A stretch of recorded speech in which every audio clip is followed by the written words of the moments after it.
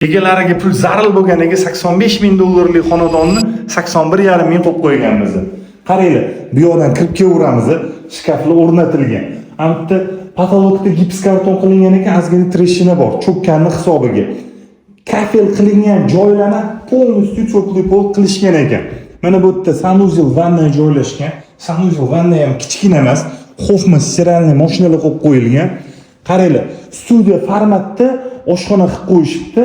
Bu yerda ham полностью xofma texnika o'rnatilgan. Mebellari sifatli mebellardan qilingan.